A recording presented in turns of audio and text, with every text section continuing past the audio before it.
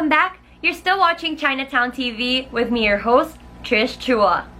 Even before he became a student activist during the martial law years, Paul Gutierrez was already drawn to the study of history, especially the history of other countries in the fight against the abuses and rapacity of the Western and US imperialism, of which the most absorbing in the history of China and its struggles for independence from foreign domination.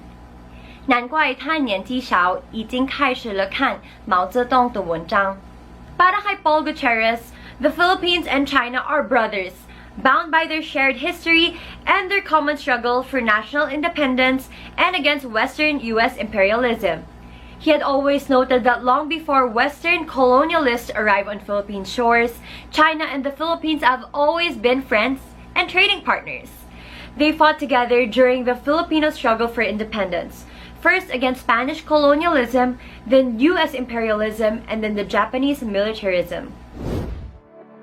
Multi-awarded journalist and media practitioner, Paul Gutierrez was a two-terms director and president and currently the secretary of the National Press Club of the Philippines, one of the country's oldest but biggest organization of active members of the Philippine press. His career in mass media and journalism took off by the turn of the millennium in 2000, when he served as the editor of the Filipino Reporter, a magazine in the vernacular for Filipino overseas workers. This is one development and one award-giving body that should be actually also promoted by other members of the press.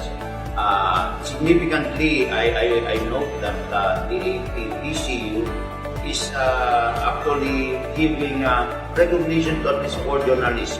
For the members of the Philippine press, I urge you to be also just report what is true and what is factual about our relationship with China. This time around, with the strong relationship that was developed between the Philippines and China, particularly under President Duterte, I'm sure that the APPCU will go a long way in fostering better understanding between the Philippines and China. I started the Pinoy Expose around May 2020, at the height of the pandemic, particularly because I saw the proliferation of fake news.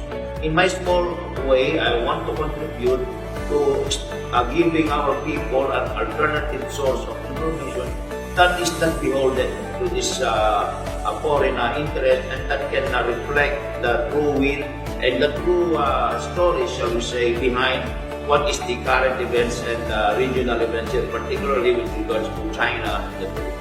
Paul Gutierrez is reckoned to be one of the few journalists in the country who has been vocal in expressing his favor for strengthening Philippines and China relations. In his own words, he wrote the following not only to lay down his conviction and views of China, but mainly to correct all misconceptions and biased stances made against China over the years owing to the overbearing influence of the West, primarily the US. That's why we here at the National Press Club, that is one of our principal campaigns.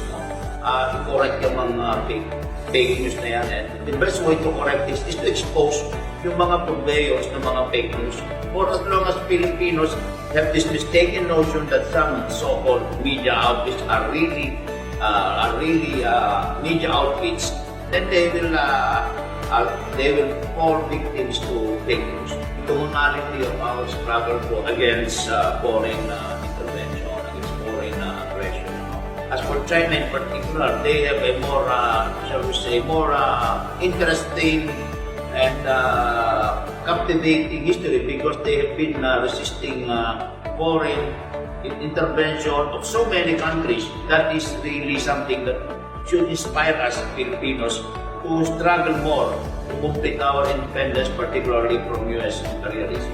Thanks to the patience, first of all, to the patience of the Chinese government in understanding our situation here. As President Xi Jinping said when he came here in around, I think, 2018, the rainbow after the storm. So it's really moving great, and President-elect Marcos Jr. Will sustain and even strengthen this partnership and relationship between China and the Philippines. China, ang dahilan kaya tayo nakabawat sa pandemic. March 2021, ang goal ni Pangulong Duterte na magkaroon tayo ng vaccine. Diba? Pero January na wala pa. Who is the first country na nagbigay sa atin? Libre. Hindi ba China? Without the Chinese vaccines, hindi magkakaroon ng vaccination program sa Pilipinas. Ito dapat makita ng mga kababayan natin. Ang imperialismo ay ang mga merkado talaga, hindi po ang China. I will tell you again, mga kababayan, China does not need Philippine products. But because they are our brothers and our good neighbors, they are accepting our products. Hindi nila kailangan na. But just for the sake of being good neighbors, tinatanggap na nila ang ating mga produkto. Hindi tayo kailangan ng China, mas kailangan natin ng China.